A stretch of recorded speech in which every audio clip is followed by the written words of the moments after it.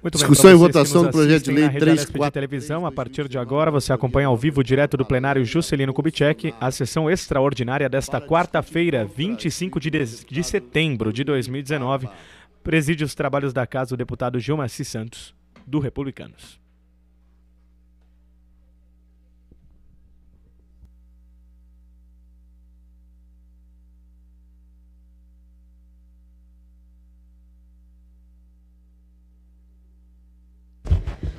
Senhor presidente Gilmaci Santos, senhoras deputadas, senhores deputados, eu me inscrevi contra ali, deputada Valéria, mas fique tranquilo que eu não vou obstruir o projeto seu. A deputada Letícia conversou comigo para saber se a gente obstruiu. Eu falei que está autorizado lá pela liderança do PT e pela minha bancada os dois projetos das duas deputadas. Escrevi aqui, na verdade, um pouco para... Ontem eu queria debater um pouco mais a questão do incentivo alto, deputado Gil. Mas o tempo ficou, não dava para chegar em mim, então eu acabei não conseguindo falar. Primeiro que esse projeto do incentivo alto, como ele está, tem um parágrafo, é um artigo, dois artigos, o primeiro artigo com um parágrafo único, que não diz nada. O decreto que diz alguma coisa, mas é muito obscuro. Então, do jeito que o projeto está, nós vamos obstruí-lo, nós não vamos deixar aprovar, nós estamos trabalhando para isso. Como eu tenho um interesse, em função de ter pertencido ao setor automotivo, trabalhado por 30 anos, eu tenho interesse em fazer uma emenda aglutinativa, estou trabalhando em cima disso, e vou apresentar para o líder do governo para ver se ele topa, se ele aceita discutir essa emenda aglutinativa, se a gente consegue o número de assinaturas dos deputados aqui no plenário, para realmente transformar um projeto numa coisa mais razoável. O projeto, do jeito que está, é uma carta em branco para o governo João Dória e para o Conselho do FUNAC, que é composto lá por 3 secretarias de governo, mais o Invest São Paulo. Muito bem. Primeiro, até é bom que está chegando ali o Sérgio Vitor, o Ricardo Melão. Primeiro, parabenizar vocês pelo debate feito aqui ontem. O deputado Rene, porque não que eu concorde com o que vocês apresentou, mas vocês apresentou do ponto de vista do que vocês acreditam de um modelo, de uma economia, de um modelo liberal, que é o que vocês acreditam, e está correto, né? Uma boa apresentação aqui do deputado Sérgio Vitor, do deputado Ricardo Melão, o deputado Rene não tive ainda o prazer de ouvir ele falar, e do deputado Daniel José, que eu ainda brinquei com ele ali, né? Espero que ele tenha entendido que eu fiz uma brincadeira com ele, dizendo que ele tinha que ser deputado no México, mas foi uma brincadeira aqui do plenário de bom gosto, mas que também fez uma boa fala aqui ontem, já que quem acredita no liberalismo é isso, né? Quem acredita na economia, na mão invisível do mercado, é isso. Eu, como acredito em outra coisa, então me contrapõe essa ideia, mas estou aqui reconhecendo que vocês fizeram um debate à altura daquilo que vocês acreditam. E estava dizendo, se vocês chegar, de como o projeto está, é uma carta em branco na mão do governo, e é uma carta em branco na mão do Conselho do FUNAC, e realmente o deputado Sérgio Vitor, quando falou aqui, lá no Conselho do FUNAC, revisado em 2013, tem um artigo, tem um item, um inciso, que fala de fundo perdido. Para a década de 70 valia, para a década de hoje aquilo não pode valer. Mas voltando aqui, deputado Ricardo Melão, deputado Daniel José, não sei se ele chegou a ouvir a fala, né? Vou começar lá em 1991. O que aconteceu em 1991 no Brasil? Tinha uma crise na indústria automotiva brasileira, que era muito restrita. Era uma indústria que tinha apenas 5 ou 6 montadoras no Brasil. Dominava o mercado brasileiro. Collor faz a abertura em 90, e 91 era isso. O setor automotivo, naquele momento, lá em 1991, ameaçava demitir 30 mil trabalhadores no setor automotivo. Teve uma ida nossa, de uma delegação nossa em Detroit, para discutir o que estava acontecendo lá em Detroit. Citado aqui pelo deputado Ricardo Melão ontem. Detroit, uma cidade que era uma cidade automotiva, depois abandonada em função disso. Lá nós detectamos que estava com o mesmo problema que no ABC. E a produção de automóveis era no ABC e no Vale do Paraíba. Não existia mais lugar nenhum. Então nós lá entendemos que tinha que buscar uma outra alternativa. Foi quando nós construímos, deputado Aprígio, o primeiro acordo emergencial da indústria automotiva no Brasil, que foi em março de 91, que valeu por 3 meses. Foi março, maio e abril, né? Março, abril e maio. Aí renovamos o acordo junho, julho e agosto, por mais 3 meses. Depois renovamos o acordo novamente, né? Seguindo o restante do ano. O que dizia o acordo na época? Bom, garantia a manutenção do nível de emprego, reposição da inflação, a média entre FIPE e DIEESE de 80% da inflação incorporava o salário, a inflação era muito alta, e manutenção do nível de emprego. Aliás, coisa que no decreto aqui, quando fala de 400 novas contratações, não fala em manutenção do nível de emprego. Uma empresa pode demitir 400, contratar 400 e falar que, olha, estou atendendo o quesito de R$1 bilhão. Então, aí nós fizemos esse acordo. Em 92, nós fizemos um acordo que ele valeria por 30 meses. O acordo previa manutenção do nível de emprego no setor automotivo e era para o setor automotivo, somado indústria montadora, mais as indústrias de autopeças. Se envolvia mais de 400 mil trabalhadores no Brasil naquela época. Hoje esse número é menor.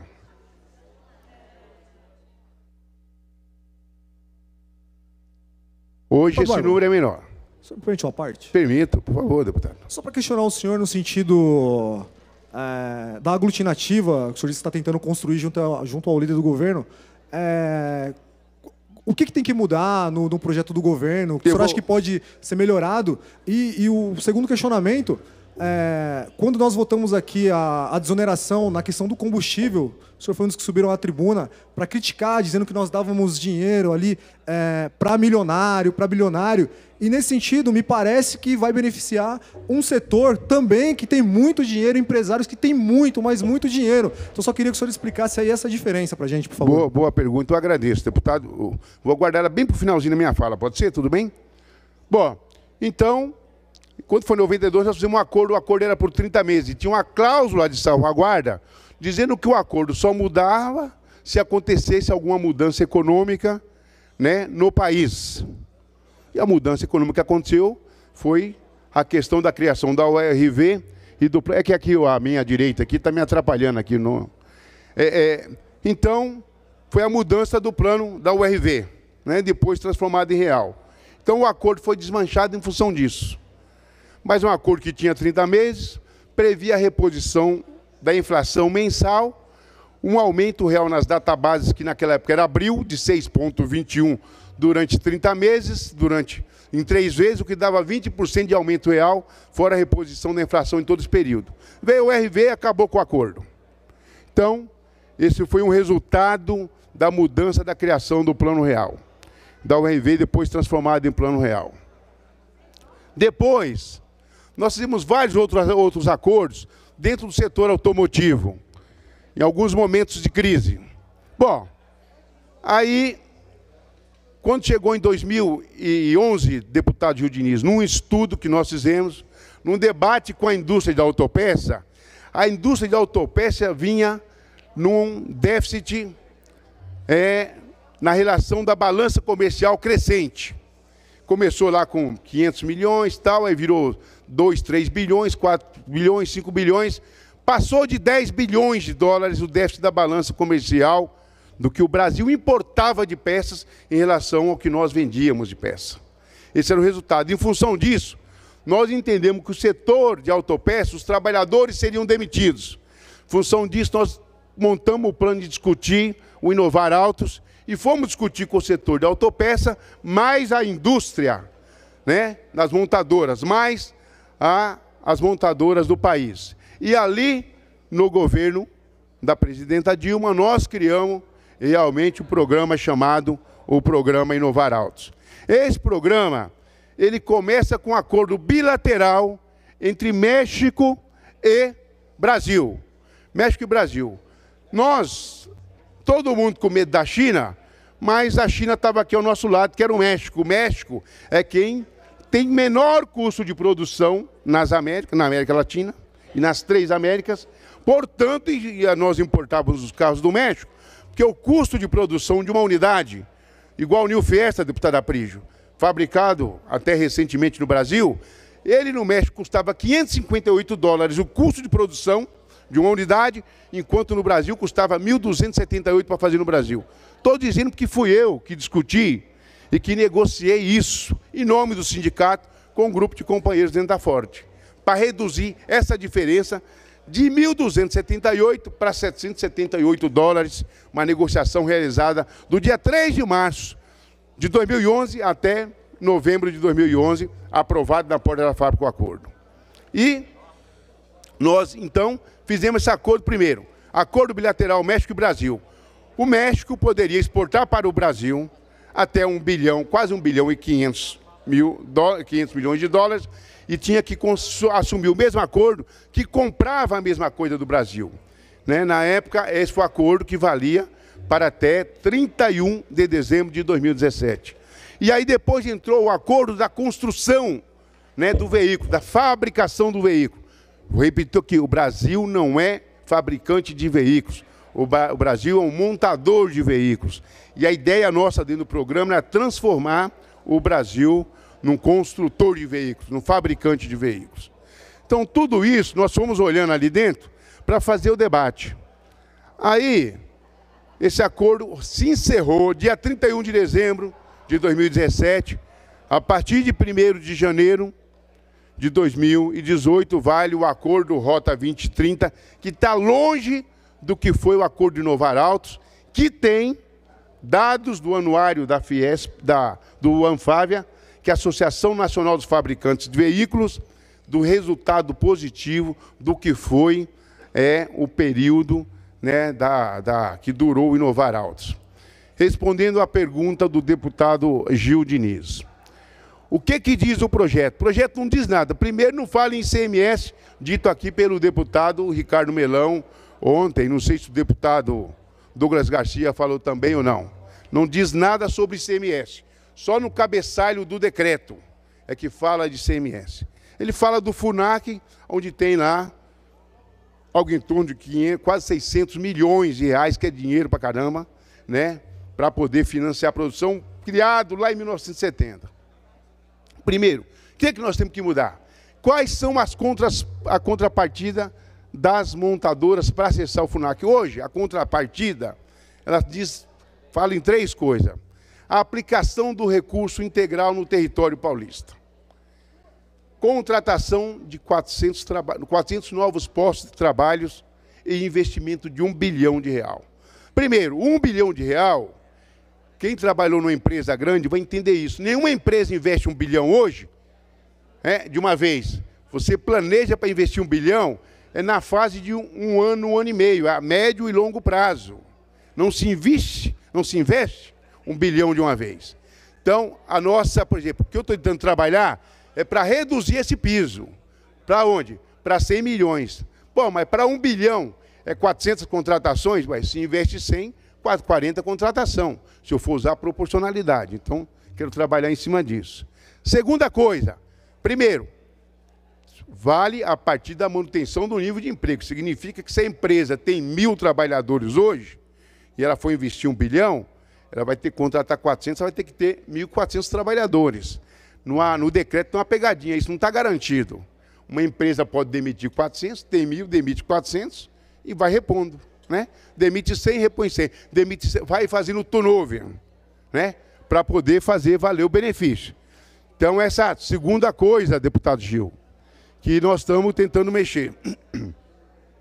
A terceira coisa, deputado Gil, respondendo a sua pergunta, que nós estamos tentando mexer, é que no decreto, essas coisas que eu vou citar aqui agora, por exemplo, inovação tecnológica é uma questão importante, que é um dos problemas gravíssimos do Brasil. O Brasil tem pouco investimento em desenvolvimento tecnológico.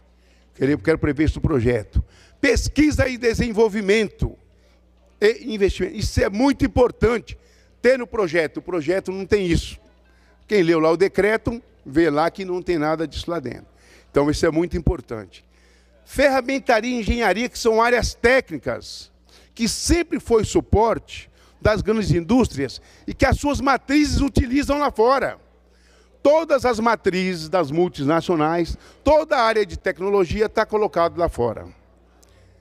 Terceira coisa, atendendo um pedido da minha amiga, companheira, deputada Mônica Seixas, a questão da energia renovável. Que também não tem por aí, energia limpa, combustível limpo. Nós, aqui no estado de São Paulo, por exemplo, deputada Alessia, somos um grande produtor de cana. E o etanol é uma energia renovável e limpa. Né? E o carro híbrido também é uma energia renovável né, e limpa. Então, isso nós estamos tentando, né, ver se a gente consegue. E o mundo está caminhando para isso. Não estamos falando aqui ainda do carro da molécula do hidrogênio. Nós estamos falando aqui do carro com energia do combustível com base no etanol e mais... Pessoal, um minutinho, presidente, para poder encerrar aqui. E mais esse detalhe. Tem mais alguns outros detalhes, depois eu posso te mandar, vou mandar para você a proposta. Né? Tem 5, 6 itens, a proposta para o senhor poder dar uma apreciada. Bom, então, essa é uma questão do que eu estou discutindo aqui. A última pergunta sua é por que eu fui contra o QAV, né? E por que eu estou debatendo isso aqui agora. Eu fui contra o QAV, porque o QAV ele trata só da redução do ICMS do querosene, que é de 25%, aqui no estado de São Paulo, reduzindo de 25% para 12 pontos percentuais.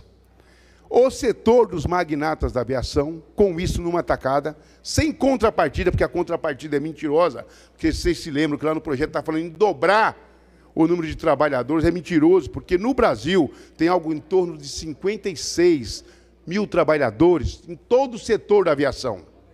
No melhor momento, foi 64 ou 68. Então, ninguém dobra a mão de obra desse jeito, principalmente com novas tecnologias.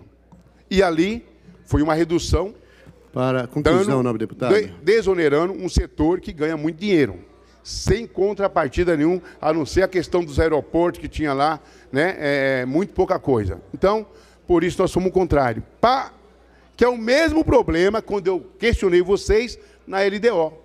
A LDO tem uma desoneração para 2020 de 17 bilhões 490 milhões de reais para 16 setores empresarial que está sob sigilo, que inclusive eu estou questionando esse sigilo na justiça. Então, só para responder a sua pergunta, não sei se ficou claro, né, qualquer coisa eu estou aí à disposição para fazer esclarecimento. E, deputada, não era objeção, é que eu precisava falar disso, que eu não tive tempo de falar ontem em função de ter encerrado o prazo de debate. Muito obrigado, presidente. Para falar a favor, nobre deputado, Coronel Telhada.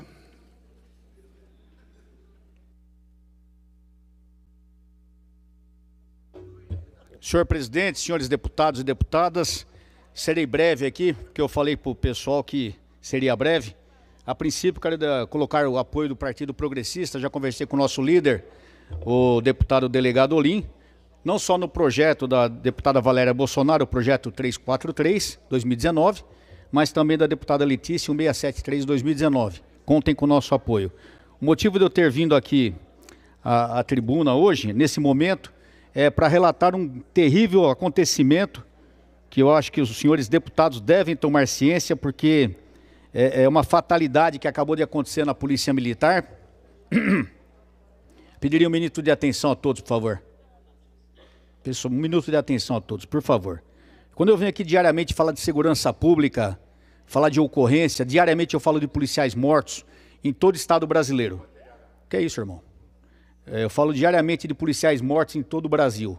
Mas acabou de acontecer aproximadamente uma hora e meia atrás, uma terrível ocorrência na área do 12 BPMI, que é na região de Botucatu, onde policiais militares, 4 policiais militares estavam se deslocando para uma reunião com uma viatura orgânica, uma viatura que não é viatura de policiamento, é caracterizada, mas não de policiamento propriamente dito. Estavam alguns policiais e eles pararam num posto para abastecer a viatura. Quando houve um acidente de trânsito ali próximo, eles foram encostar nesse acidente para prestar um apoio, e ali houve um terrível tiroteio, porque um dos caras envolvidos era bandido. E nesse tiroteio morreu o primeiro-tenente Atanásio, um jovem, inclusive foi aluno do Coronel Meca. O tenente Franco está baleado com um tiro na femoral, todo mundo sabe da gravidade disso, então está entre a vida e a morte. Vamos torcer para que saia dessa. E o capitão Marcelo Paz também tomou um tiro de raspão. E no tiroteio, o criminoso acabou sendo morto também. Mais propriamente foi no posto Carreira, na cidade de São Manuel, em São Paulo, onde o condutor do Cobalt e o Fiat se envolveram num acidente, e quando os policiais foram intervir, acabou havendo essa triste ocorrência, que é a realidade do policial militar. Diariamente, policiais militares têm dado a sua vida, na grande esmagadora maioria das vezes não tem sido reconhecido não só o serviço da Polícia Militar, da Polícia Civil, da Polícia Técnico-Científica. É uma realidade que os senhores deputados, eu desde o meu primeiro mandato faço questão de vir aqui diariamente trazer essa realidade aos senhores deputados, que até por desconhecerem, por não conviverem essa tristeza da nossa vida, muitas vezes não sabem da dificuldade no policial militar. E os senhores, como representantes do povo, têm a obrigação de estar cientes que mais um homem, um tenente, um jovem tenente, deu a sua vida em holocausto pela sociedade. Amanhã, ninguém vai vir defender essa família, tenho certeza. Mal e porcamente a imprensa vai fazer uma notinha. Ninguém vai lembrar dessa família. A grande realidade é essa. É capaz de vir e perguntar por que matou o bandido. Mas essa é a realidade da Polícia Militar.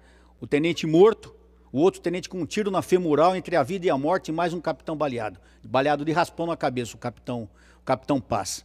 Então eu peço escusas por ter que tomar a tribuna, que eu havia falado que não falaria até para adiantar a votação dos projetos, mas eu tenho um evento agora às 7h30 também, só para deixar os senhores deputados e deputadas e todos aqui que convivem conosco cientes da triste realidade da vida de um policial no Estado brasileiro. É muito difícil. O salário não adequado, muitas vezes condições de saúde, de trabalho inadequadas também, mas é a vida do policial. E pode ter certeza que hoje à noite outros policiais passarão outros perigos da mesma maneira, e amanhã nós não paramos a nossa luta, é uma triste realidade. E eu queria aqui pedir ao senhor presidente, dentro desse tempo que me resta, pedir para que seja concedido 1 minuto de silêncio em memória do tenente falecido.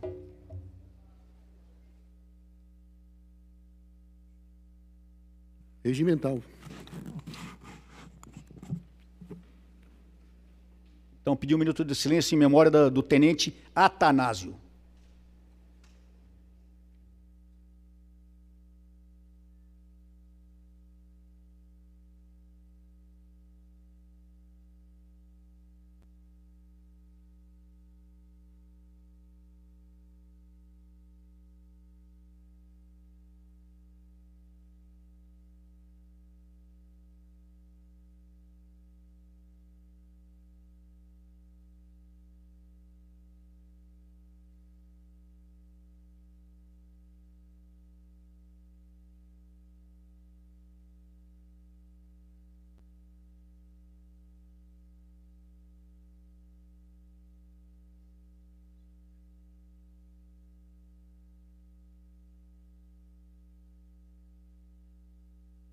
Muito obrigado, senhor presidente, e muito obrigado, senhores e senhoras deputados.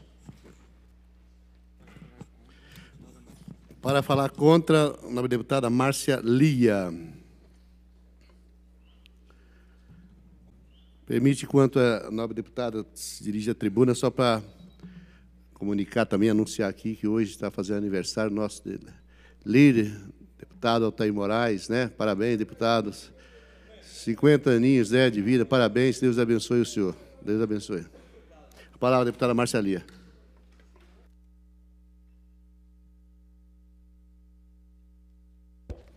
Muito boa noite a todos e a todas as pessoas que nos assistem pela TV Alesp. Na verdade, em relação ao projeto de lei da deputada Valéria Bolsonaro, nós não temos nenhuma oposição a fazer a esse projeto. Vamos votar favoravelmente a ele, porque entendemos que é muito importante que nós possamos incluir as pessoas aí que têm deficiências. Então, vamos votar favoravelmente ao projeto da deputada. Mas o que me traz aqui, eu vou ser muito rápida, é relatar uma situação, deputado Barba, que a gente tem vivido na Comissão do Meio Ambiente. Hoje, nós tivemos a obstrução de situações tão simples, que é um negócio assim inimaginável. Então, nós vamos ter que verificar como é que a casa vai se comportar em relação a esta situação, porque hoje nós queríamos aprovar audiências públicas para debater projetos importantes, como, por exemplo, o projeto da deputada... É um requerimento, né? Não era um projeto, desculpa. Um requerimento da deputada Mônica, onde ela pediu uma audiência pública para que a gente pudesse ter mais informações sobre o projeto de despoluição do Rio Tietê. E, infelizmente, essa situação ela vem se prolongando na nossa comissão e a gente não consegue aprovar um requerimento para fazer uma audiência pública, não conseguimos aprovar um requerimento para solicitar informações, não conseguimos aprovar um requerimento, pasmem, para fazer coletivamente na nossa comissão uma visita a uma área na Mata Atlântica, né, em que nós entendemos ser fundamental, porque naquele espaço serão 91 hectares de terra que serão desmatadas, de floresta, da Mata Atlântica. Então, é uma incoerência, né? E aí, num determinado momento, uma deputada virou e disse assim, mas por que nós temos que aprovar requerimentos aqui nessa comissão, né? Qualquer pessoa pode se dirigir ao local onde vocês estão solicitando para que a comissão compareça de forma individual, não tem nenhum empecilho. Óbvio, Malunguinho, que não tem nenhum empecilho. Mas então vamos acabar com todas as comissões dessa casa.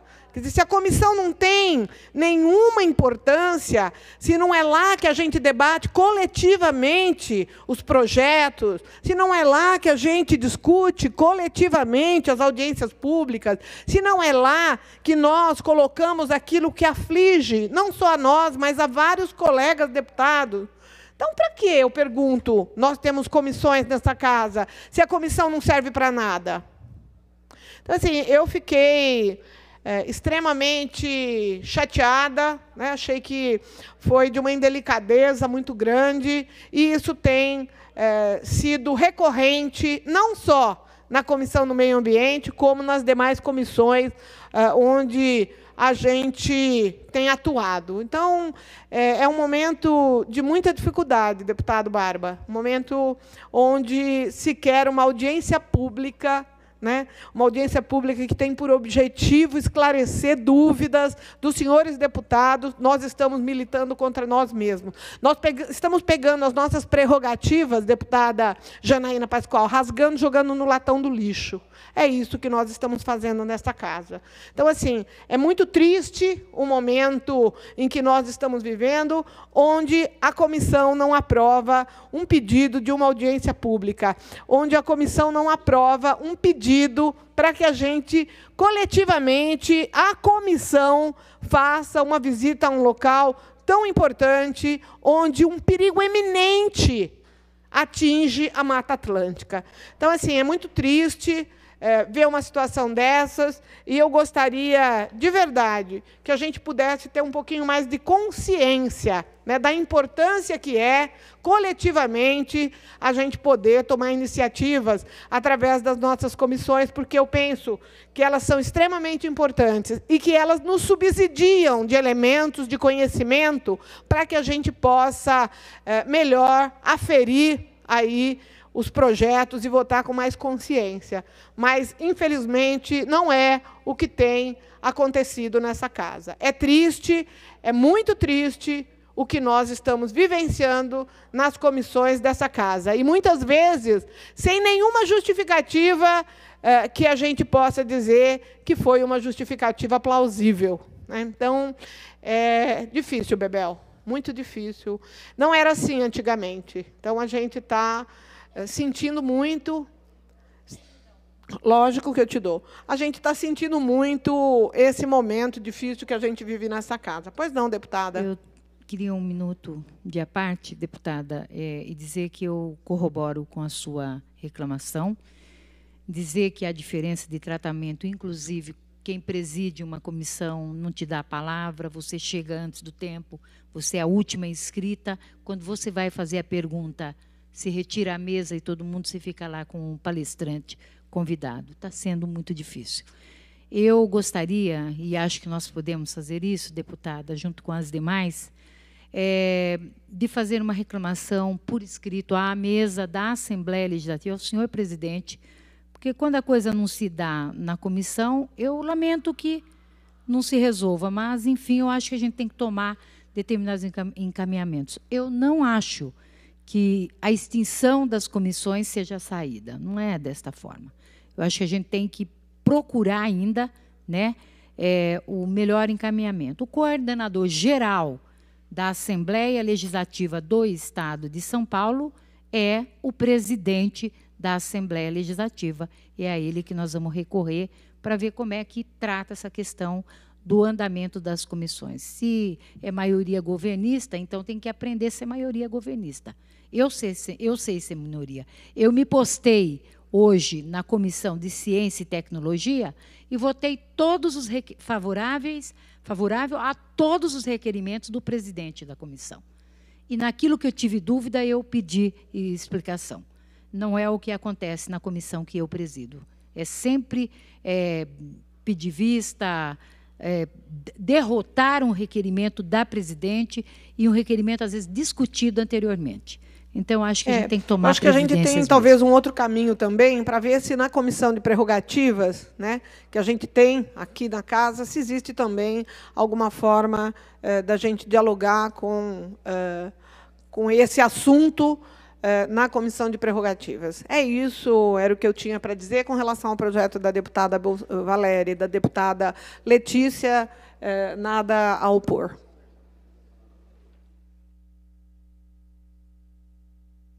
Para falar a favor, o nobre deputado Rafael Silva.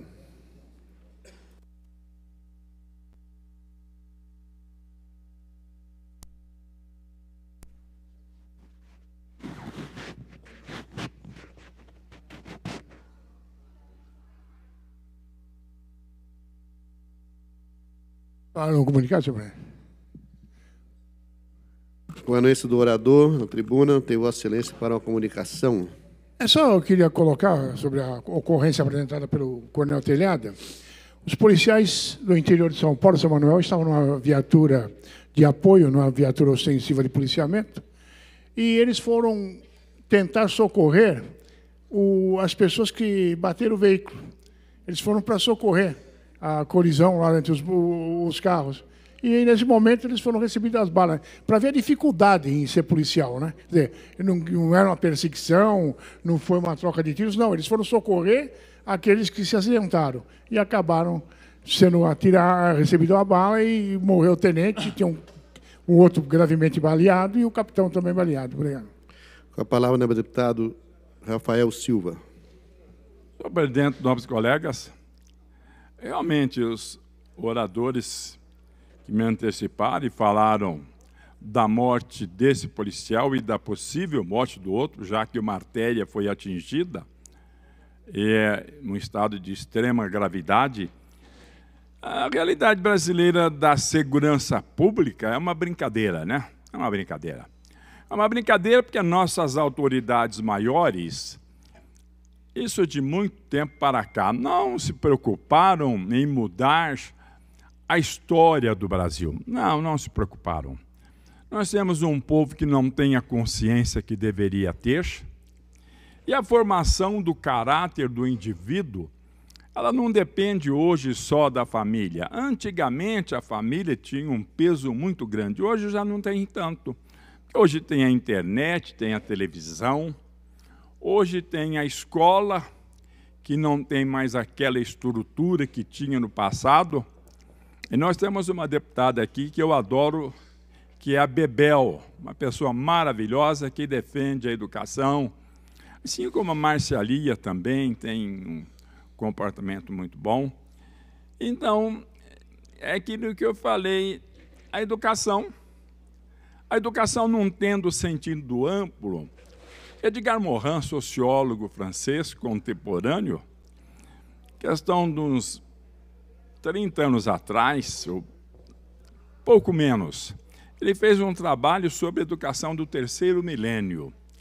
Ele falou que o país que não tivesse ética, cidadania, dentro da escola e dentro dos órgãos de comunicação, esse país estaria fadado ao fracasso. Porque o desenvolvimento depende desse desenvolvimento amplo da ética, da cidadania, do compromisso do indivíduo com a sociedade, da sociedade com ele. Então, o Edgar Morin fez esse trabalho para a ONU. Agora, no Brasil, não temos essa preocupação, não. O Brasil, ele realmente vive momentos terríveis, como houve agora, esse incidente com os policiais, e vamos ter muito mais. Mas o assunto que me traz aqui é apoiar esse projeto que está aí para ser votado. É um projeto muito bom, tem sentido. E também, senhor presidente, nobres colegas, eu apresentei um projeto instituindo a obrigatoriedade do cardápio em braille em lanchonete, restaurantes e empresas afins. Obrigatoriedade. Mas alguém aqui até me falou na época, eu não voto porque você está obrigando. Então, vou fazer um projeto autorizativo. Se eu fosse deputado americano, eu falei numa reunião ontem, eu autorizaria o presidente dos Estados Unidos a pular do Empire State. Está autorizado. Vamos fazer um projeto bonito aqui também, autorizando bares, restaurantes, a dar, autorizando, né? A dar refeição gratuita. Não é gratuita, não, é gratuita mesmo. Refeição gratuita para pessoas com deficiência. Vamos autorizar. Olha, o restaurante que quiser dar um lanche de graça para qualquer pessoa aí necessitada, está autorizado. Vamos autorizar. Vai, autorizar? Vamos autorizar. O projeto autorizativo, a gente já é deputado, eu estou no 9º mandato, 7 de deputado e 2 de vereador em Ribeirão Preto. Aprendi um pouquinho só. O projeto autorizativo é quando o governador quer fazer um empréstimo, ele precisa da autorização da Assembleia, quando ele quer alienar algum bem público que precisa também da autorização da Assembleia, aí é um projeto autorizativo. Mas eu autorizar o sujeito que quiser fazer um cardápio em braille é uma coisa esquisita, né? Assim, esquisita. Eu ainda brinquei ontem, falei, aqui está parecendo um parque infantil, né? Porque a criança brinca. Eu me lembro, quando eu era garoto, naquele tempo a gente não tinha o que tem hoje, então a gente brincava de cirquinho, de cineminha. A gente brincava, os mais antigos se lembram disso. Aí o moleque, para entrar no cirquinho, ele levava 10 palitos de fósforo, o outro levava 5. Papai tinha que pagar ingresso, tinha que ter alguma coisa, né, para assim ter mais sentido e parecer algo verdadeiro.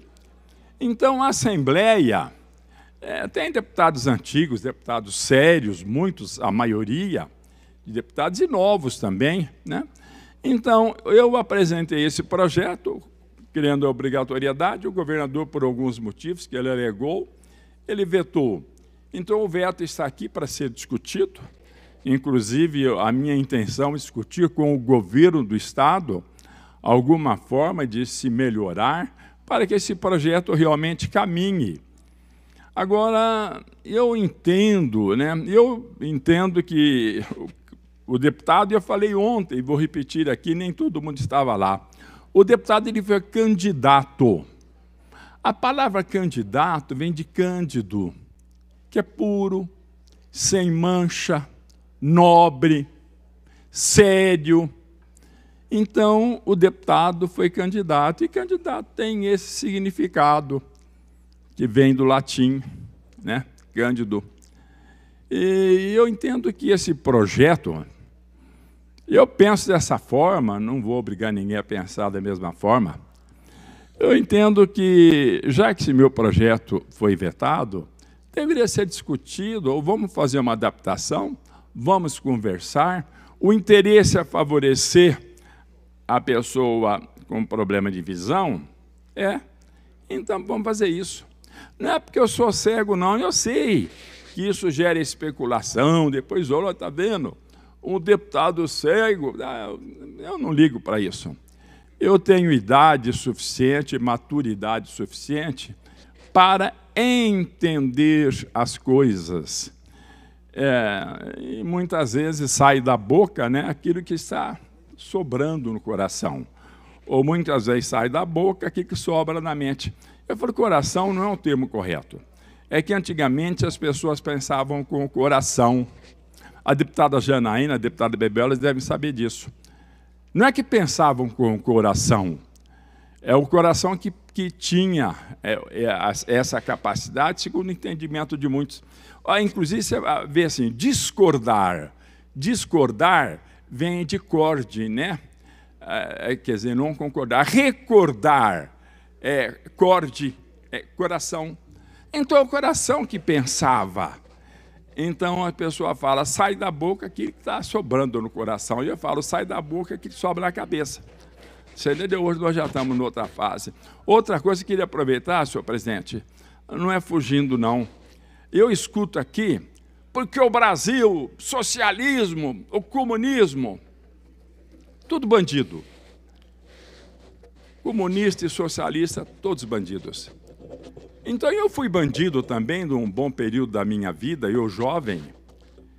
Eu tinha esse ideal, ouvia a Rádio Central de Moscou, muito tempo atrás, né? Eu sou um dos mais velhos aqui, Rádio Central de Moscou.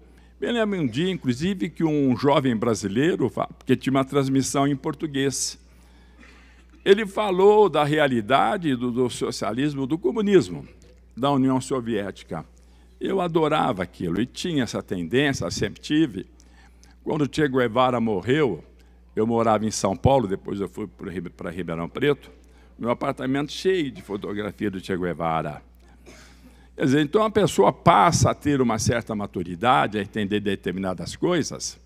Os trabalhistas ali da Inglaterra, que eram os socialistas, o pessoal de esquerda, os comunistas, os sindicalistas, se uniram. Gente, para a Inglaterra foi muito importante. O trabalhador da Inglaterra foi valorizado. Eu até queria indicar algumas coisas, me desculpem. Eu não defendo nem um lado nem o outro, eu defendo a reflexão. Pela minha formação em filosofia também, eu sou obrigado a ter esse entendimento, né? Sócrates, ele não ensinava as coisas. Ele fazia o indivíduo pensar. Ele ensinava perguntando, ou seja, ele perguntava. Ele era filho de uma parteira e ele ensinava através da maiêutica.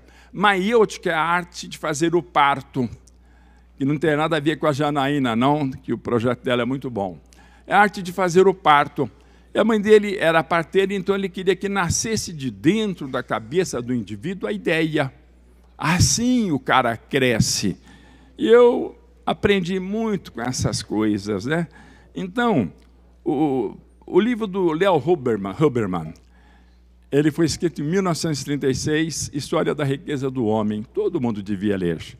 1936, ele tinha um pensamento naquele momento que era a verdade absoluta. Ele mostra muitas coisas terríveis, né?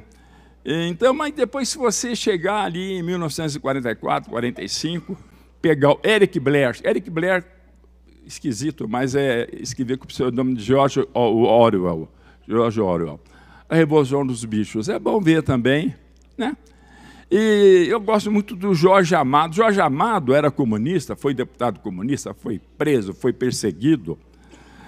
Depois de mais velho, ele esteve, inclusive, com o Stalin, esteve na União Soviética.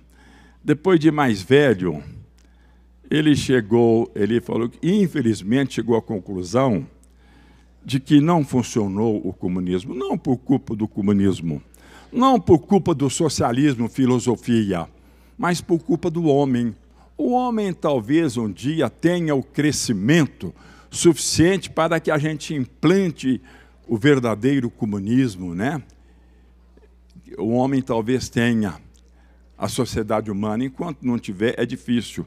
Então, agora, eu chegar e criticar o comunista, o socialista, muitas coisas cresceram em termos de vantagens para o trabalhador, porque nós tivemos esse pessoal de esquerda que lutou, que morreu, que defendeu ideia.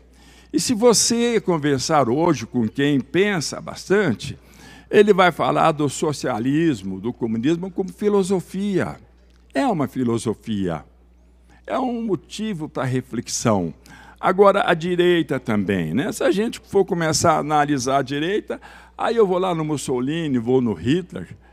Quando o Hitler botou fogo no hashtag lá, que era orgulho do povo alemão, para jogar culpa nos comunistas, ele agiu do jeito dele.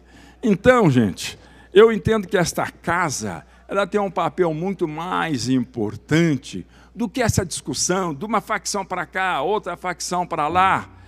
E na medida que você tem uma posição radical de um lado, posição radical do outro, aí dificilmente alguém vai recuar. Então, eu entendo, simplesmente eu, que não sou ninguém para querer ensinar ninguém, para ensinar os outros, a gente tem que recuar um pouquinho nesses ataques de ideologia, porque a ideologia, na medida que eu luto contra a ideologia do outro, eu estou tendo a minha ideologia. O outro tem a dele, eu estou tendo a minha para poder lutar contra do outro. Então, eu entendo que esta casa, ela deve ter... Já passou? Ou falta? Essa casa tem que ter maturidade suficiente, porque é o parlamento do principal Estado brasileiro. Para nós entendermos essas realidades, para entender o valor daquele que defende a esquerda, pelo passado da esquerda, pelo passado da história, e para entendermos, a esquerda tem, Joseph Stalin é bandido, foi bandido, um assassino, mas e o Hitler não foi? E o Mussolini não foi? E o Franco, na Espanha, não foi? Então, gente, para mim, não é o partido que qualifica, é a pessoa que se qualifica. E quero até dizer aqui, me desculpe quem pensa diferente, a bancada aqui de esquerda tem deputados maravilhosos. Deputados maravilhosos. Ah, mas a esquerda, porque o Stalin, ou porque a Venezuela, isso é... Nós não temos nada a ver com isso daí. Nós estamos aqui no Parlamento Paulista, que tem que discutir as coisas com seriedade, sabe? Porque nós estamos formando opinião. Uma vez eu ouvi alguém dizer que a informação é a matéria-prima da consciência. E o parlamento aqui, a pessoa usa aqui o microfone, então nós podemos formar opinião, ou podemos tentar, né? E agora eu quero encerrar dizendo, esse projeto aí que está sendo apresentado, autorizando o restaurante, né? Vamos fazer um autorizando a dar lanche de graça e refeição de graça. Autorizar, né? É um projeto autorizativo. É isso daí. Agora, desculpem-me, eu entendo que o meu projeto foi vetado, o veto não foi analisado. Eu, na minha ética, eu não apresentaria esse projeto que foi apresentado. Eu não apresentaria. Agora, cada um tem a sua cabeça, e cada cabeça tem o seu jeito de agir. Obrigado. Para falar a favor, nobre deputada, a professora Bebel.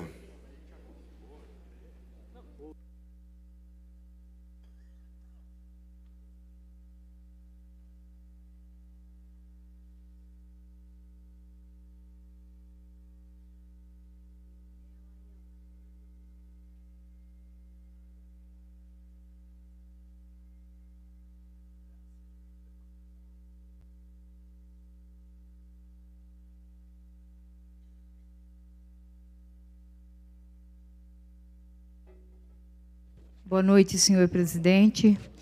Cumprimento também a mesa diretora dos trabalhos. Cumprimento a assessoria que está sentada à esquerda, à direita, público presente, senhores e senhoras deputadas e todos que nos assistem através da TV Alesp.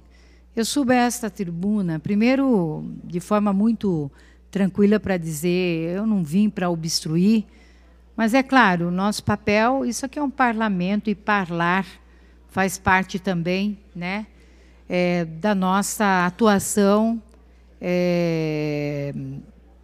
como deputados e deputadas que somos. Eu, diante da fala do nobre deputado, que eu também gosto muito, é recíproco, né?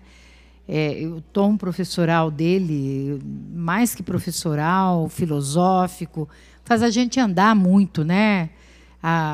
Resgate a literatura, né? A própria necessidade que ele nos chama mesmo para refletir, enfim, para pensar. Isso é muito importante. Eu acho que todos nós aqui temos claro que não dá para levar um estica para lá ou um estica para cá. Eu acho que há momento em que a gente tem, sim, as posições diferenciadas, mas isso não impede de ter atitudes republicanas, né, de estadistas. E eu sinto um pouco falta disso, deputada, muita falta. Certo estadismo, não falo da comissão que eu presido, não, porque e tentam jogar como uma certa incompetência. Eu sei que eu não sou, eu dirijo o maior sindicato da América Latina. Saio viva do caminhão, subo inteira e desço inteira. Dirijo a assembleia de 100, 50 mil, 5 mil, 2 mil, 1.000. Esse é o tamanho da extensão que eu tenho como trabalho. E respeito todas as diferenças. No meu sindicato tem mais de 40 correntes políticas. Me pergunta os nomes, eu não sei de todas. Sei talvez as que estão mais à frente. Mas, né, são muito importantes. Muito importantes. A presença dessas correntes políticas dá para a gente sensibilidade.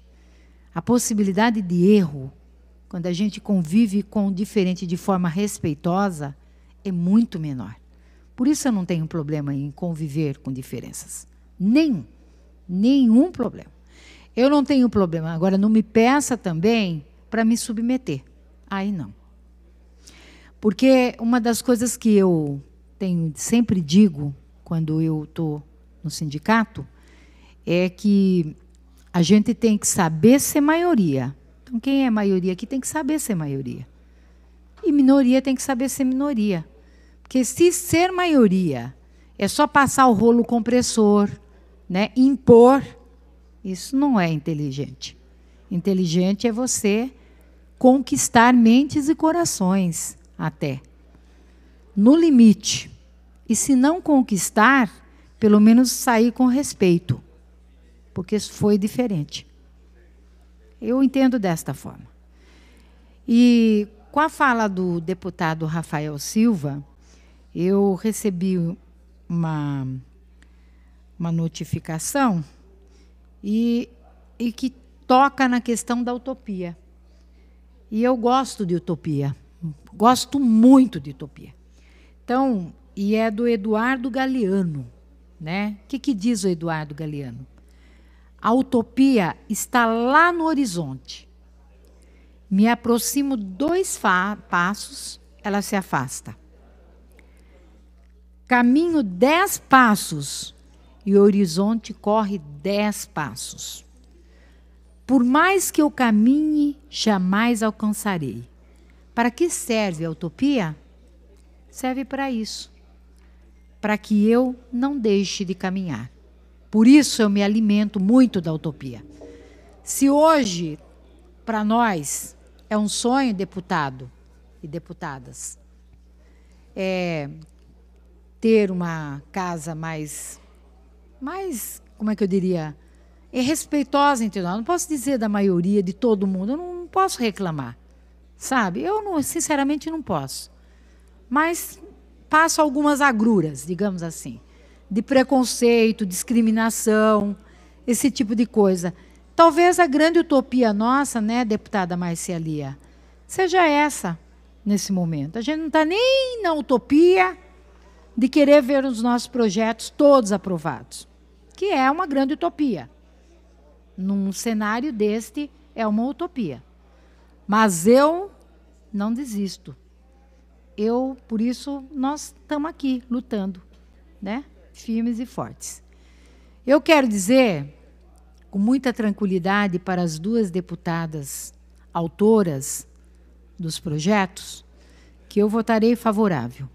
E voto favorável porque são projetos, seja de que forma for, é um projeto, atende, né? De uma forma ou de outra atende. Eu sinto, talvez, o ressentimento do deputado que deixa a tribuna, mas também não é justo que eu não vote, porque, enfim, é um projeto que tem que ser votado, e nós vamos votar, eu, particularmente, e minha bancada, nós vamos votar favoráveis ao projeto. Mas isso demonstra que a gente não tem nenhum rancor ideológico. Isso não, deputada Valéria Bolsonaro. Demonstra que a gente está preparado para conviver, né?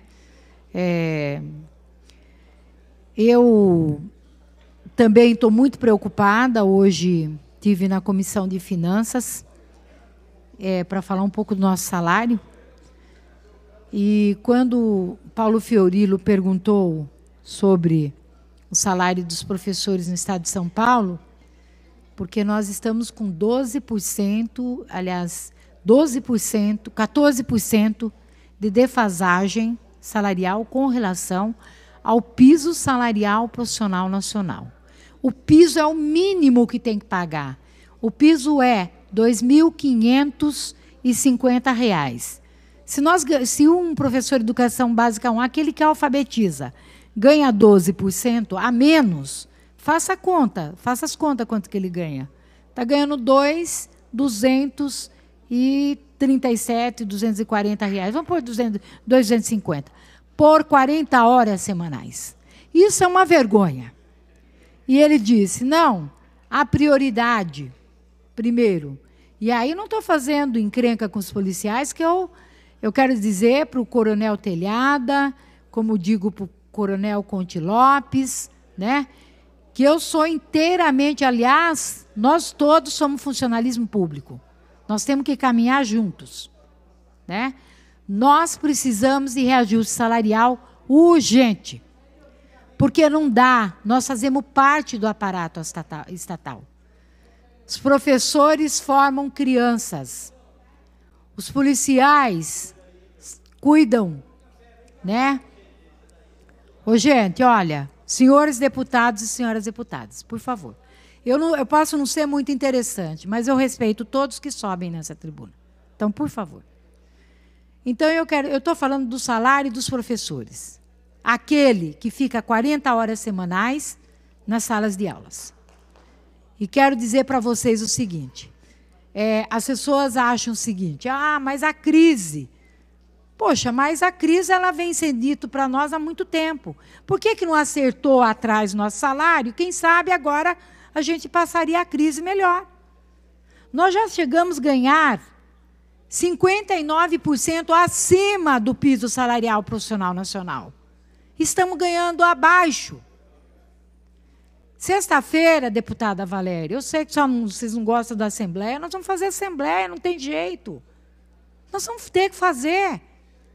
Essa é a vida, a gente tenta negociar, leva a proposta, olha, faz tantas vezes, faz assim, faz assado.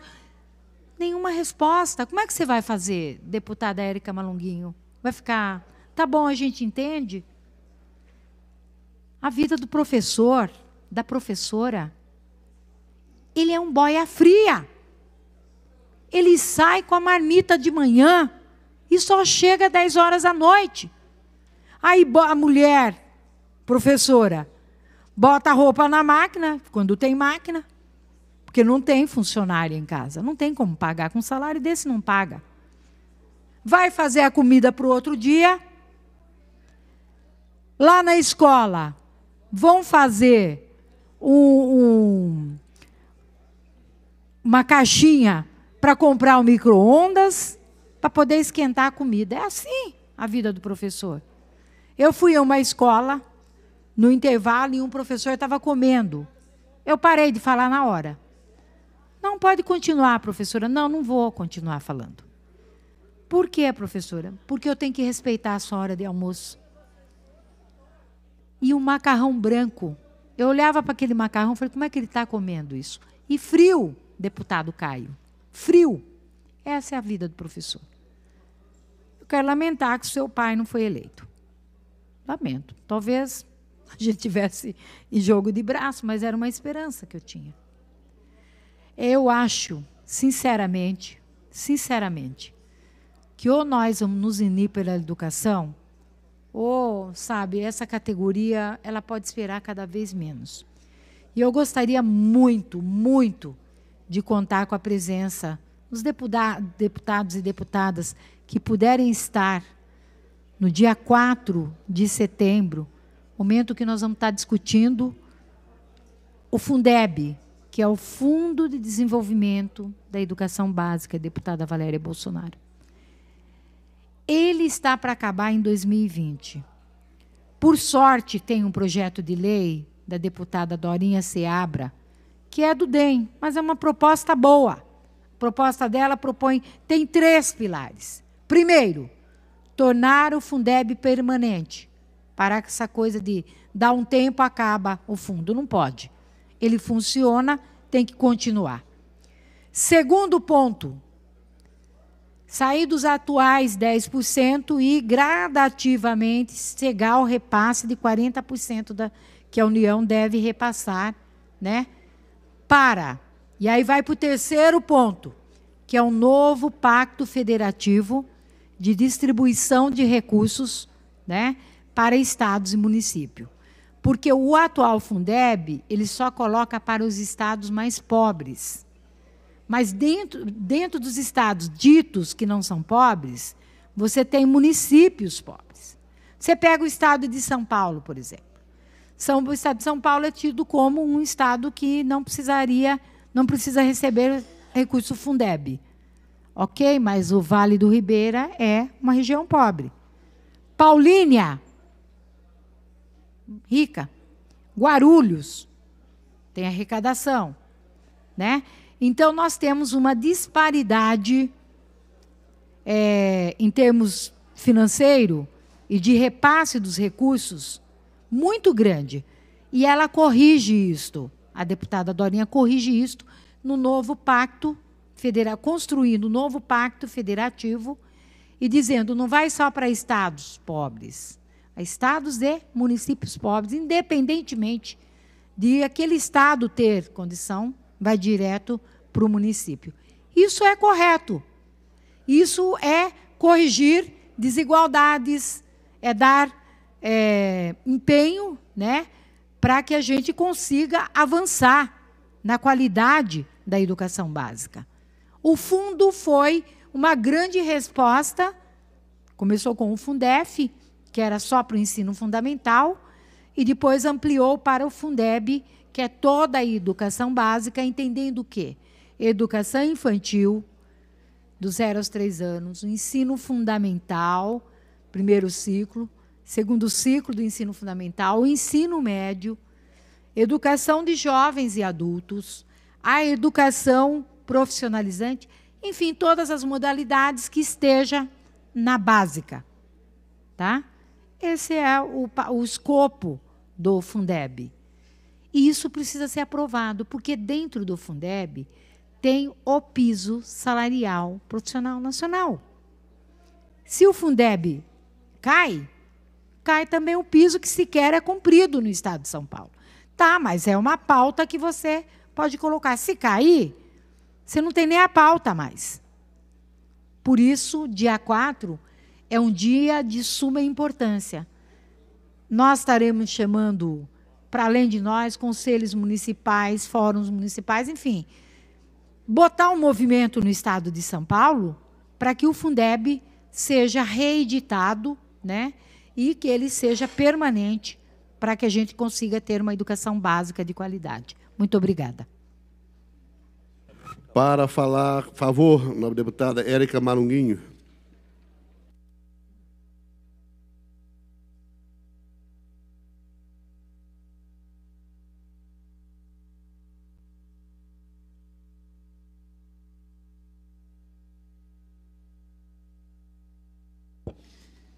Boa noite a todos.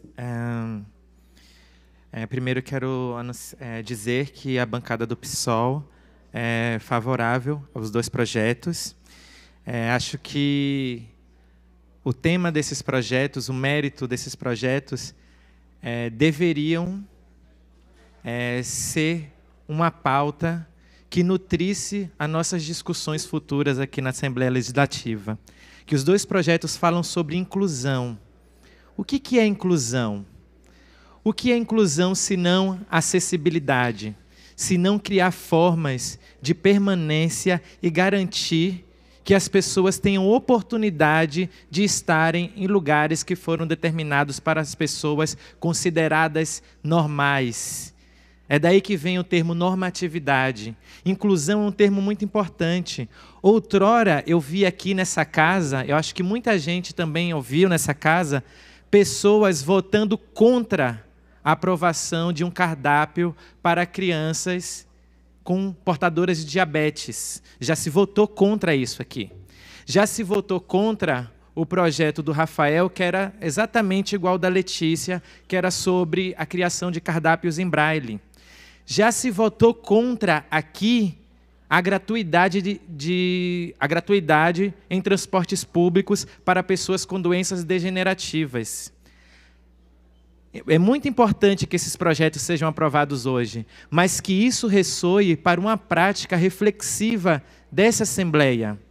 Eu tenho um projeto que está tramitando na Comissão de Constituição e Justiça, que visa a inclusão e acessibilidade da população trans ao mercado de trabalho e à escola. E, no entanto, houve um parecer, inclusive protocolado pelo Tenente Nascimento, que falava que o projeto é inconstitucional porque todos somos iguais perante a lei. Se fôssemos seguir esse exemplo, então, já que todos somos iguais perante a lei, não precisaria de cardápio em braille, não precisaria de especificidade para determinadas pessoas, mas é necessário sim. Inclusão prevê acessibilidade, que prevê oportunizar situações e condições para que a pessoa que foi vulnerabilizada, que está à parte da normatividade, consiga se incluir. É uma coisa muito simples, precisa só de um pouco de sensibilidade. Quando a Valéria ou a Letícia propõem aqui projetos que visam a inclusão de pessoas deficientes, elas não estão falando necessariamente sobre elas, porque elas não são portadoras de deficiência, mas elas estão usando a sensibilidade, que deve ser matéria de nosso trabalho aqui, para pensar no outro, para pensar em quem não teve condições, dentro de uma historicidade normativa, não teve condições de adentrar os espaços de sociabilidade. É óbvio que as pessoas, a partir do momento que existe um cardápio, uma placa em braille, óbvio que pessoas com deficiência visual vão adentrar esse espaço, ou vão ter interesse, ou vão ter vontade. É óbvio que, uma vez que está garantido em lei as cotas nas empresas públicas para pessoas com deficiência, mais pessoas vão, enfim, se oferecer para esse trabalho. Mas se não há a oportunidade, se não há a garantia da inclusão, se não há acessibilidade, não há como a diversidade humana estar presente nesses espaços. Então, espero, Valéria, espero, Letícia, que a aprovação desses projetos sejam um exemplo e sejam motriz para que nós nos sensibilizemos em outras situações de inclusão, porque a única possibilidade de nós termos uma sociedade justa, com equidade, é garantindo a diversidade humana que é existente. Muito obrigado, era sobre isso, espero que a votação seja plena. Pela ordem, senhor presidente. Pela ordem, nobre deputado. Para uma comunicação, senhor presidente. Para uma comunicação. Olha, primeiramente, fazer um manifesto, né, favorável à deputada Valéria e à deputada Letícia. Simples dessa forma e simples dessa maneira. Concordar com a Érica, com a professora Bebel, com todos aqueles que passaram por aqui. Eu, em parte, vendo do meu gabinete, o debate, a conversa, e é sempre um momento de estar aqui, da gente poder aprender com cada deputado e cada deputada que sobe naquela tribuna ou que vem aqui para uma comunicação, como eu estou dizendo agora. E a palavra autorizar, né, sempre foi tida aqui como fazer política, que é um projeto para fazer política. E eu não entendo dessa forma. Pelo contrário, é a boa política. É a ideia boa. Eu não estou aqui para cercear, para ceifar, para enterrar a ideia de nenhum deputado de forma nenhuma. É a vontade. Nós fomos eleitos para isso. Para quem nos assiste, para o cidadão, para a cidadã, ele não quer saber do autorizativo, do obrigativo, ou o que for. Ele quer saber de um direito. Esses projetos oferecem direitos. E aí, eu tomei a liberdade, senhor presidente, eu apresentei, esse deputado apresentou um projeto, eu sou coordenador da Frente das APAES, desde que aqui cheguei, em 2010. Tenho muito orgulho disso. É uma emenda aqui, é um recurso ali, é um instrumento, é um carro, é uma piscina de fisioterapia. Eu sou apaixonado por síndrome de Down, por espectro do autismo. Sou ligado, quando estou perto dessas pessoas, estou perto de Deus, eu esqueço de tudo, né? São muito, mas muito sensíveis. E eu apresentei o projeto de lei 576 de 2009, deputada Janaína. Autoriza o governo estadual a adotar medidas de instituição de horário aos servidores responsáveis, na época, por portadores, hoje não se usa mais, de deficiências físicas ou intelectuais. Eu queria que toda mãe tivesse, só para encerrar, senhor presidente, se o senhor tiver só um pouquinho de tolerância, eu já complemento aqui o pensamento, que todas as mães tivessem um tempo de dedicação a mais para aquele filho, para aquela filha especial, que todos merecem, né? Até porque a mulher, mãe, ela se dedica muito mais do que o homem, não é verdade? E a gente apresentou esse projeto, em especial para os servidores. Uma jornada diferenciada, 1 hora a menos do trabalho, 1 hora a mais com o filho e com a filha. Autorizativo. Eu tentei várias vezes. E várias vezes ele foi, não pode, não deixa, não vai. Tem a lei. Lei federal. 13.370, 2016, de 12 de dezembro de 2016. Altera o inciso 3º do artigo 98 da Lei 8.112, 11 de dezembro de 1990, para estender o direito a horário especial ao servidor público federal que tenha cônjuge, filho ou dependente com deficiência de qualquer natureza e para revogar a exigência de compensação de horário. Bom, simples. Isso está sendo judicializado. Municípios já têm. Para conclusão, deputado. Para conclusão. Municípios já têm. Já fizeram. Mais avançados que o Estado. Outros estados já têm. Mas São Paulo é locomotiva. Não lembro. Procurei, não achei um decreto. Tem, né? Não tem. Não existe. Mas aí, senhor presidente, a gente se depara essa semana com a senhora Silvia Greco, mãe do Nicolas, ganhou como torcedora símbolo mundial da FIFA, certo? Ele nasceu com meio quilo cego. Ela narra os jogos. Todo mundo assistiu, todo mundo viu. Ela orgulhou todos os brasileiros e todas as mães e todas as famílias que têm uma pessoa com deficiência. Todo mundo bateu palma. Mas a lei realmente ainda não protege essa mãe e essa criança. Ela falou, agradeço a visibilidade. Estamos tendo essa visibilidade aqui, hoje, nessa situação que estamos vivendo. Então, eu quero aqui dizer que autorizativo é projeto, sim. É ideia, sim. Sabe, eu não estou aqui para ceifar de forma nenhuma. É bom, autoriza, a culpa, com certeza, não será nossa. Quanto ao Braille, foi muito triste e outras situações aqui realmente citadas. Então, senhor presidente, obrigado pela tolerância, eu queria ter feito essa colocação. E, encerrando, aqui eu recebi um pedido de uma policial que tem filho com síndrome de Down. Certo? Levo esse recado ao nosso presidente Cauê Macris. Se o governo não faz, que o Poder Legislativo possa fazer e atender realmente essa mãe. Não falo o nome porque não tem autorização, mas convivo. É muito importante os projetos, tem o nosso voto. Obrigado pela tolerância, presidente Gilmacir. Não havendo oradores inscritos, está encerrada a discussão. Em votação, o projeto com parecer favorável do Congresso de Comissões. As senhoras deputadas e os senhores deputados que estiverem de acordo, queiram conservar-se como se encontram. Aprovado. Item 2, discussão do projeto de lei 673 de 2019, da autoria da nobre deputada Letícia Aguiar. Não havendo oradores inscritos, está encerrada a discussão. Em votação, o projeto salvo emendas. As senhoras deputadas e os senhores deputados que estiverem de acordo queiram conservar-se como se encontram. Aprovado. Em votação, a emenda número 1, com parecer contrário do Congresso de Comissões. As senhoras deputadas e senhores deputados que forem contrário, queiram conservar-se como se encontram. Rejeitado.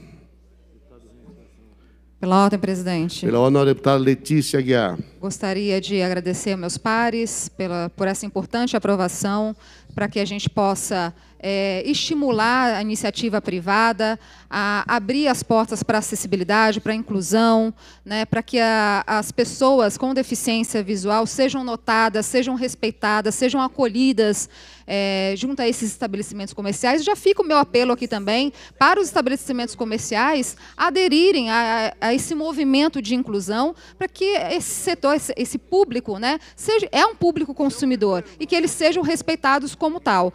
Gostaria também já de deixar reforçado aqui que o governo do Estado ele apoie também essa acessibilidade, essa inclusão, né, que ele nos ajude, né, junto à iniciativa privada, para que isso seja ainda mais fomentado, ainda mais aprovado dentro da iniciativa privada, que nós temos que trabalhar pela inclusão de todas as pessoas com deficiências. Os deficientes visuais não podem ficar fora disso. Então, meu muito obrigada a todos pela aprovação aqui nessa casa. Fico muito feliz em poder contribuir com o meu mandato parlamentar pelas pessoas que mais precisam. Muito obrigada, senhor presidente. Pela ordem, senhor presidente. Pela ordem, deputado Reni. Só queria registrar o voto contrário no projeto 343 da bancada do Novo.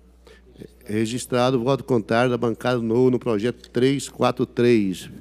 Só para uma comunicação. Pela ordem, para uma comunicação da deputada Valéria Gostaria de Bolsonaro. agradecer a todos os pares. Muito obrigado pela consciência, pela ajuda, e continuaremos aqui com todo esse trabalho e atenção aos deficientes. Muito obrigado a todos. Fiquem com Deus. Pela ordem, presidente. Pela ordem, deputado Arthur. Só para registrar um voto contrário, o PL 343. Registrado o voto contrário, o PL 343, o nobre deputado Arthur Duval. Esgotado o objeto da presente sessão, está encerrada a sessão. Obrigado a todos. Estão encerrados, portanto, os trabalhos desta sessão extraordinária, quarta-feira, dia 25 de setembro de 2019, que foi presidida pelo deputado Gilmaci Santos, do Republicanos, e que teve 2 projetos de lei aprovados. Um de autoria da deputada Valéria Bolsonaro, do PSL, que obriga as empresas que contratam com o Estado a demonstrar que são cumpridoras das leis e decretos federais naquilo que é concernente à inclusão de aprendizes e deficientes. E outro de autoria da deputada Letícia Aguiar, também do PSL, que autoriza a instalação de placas com cardápios em braille em estabelecimentos de atendimento ao consumidor em todo o território do Estado. Lembrando que a próxima sessão ordinária acontece amanhã a partir das 2h30 da tarde. Você continua conosco acompanhando toda a programação da Rede Alesp de televisão.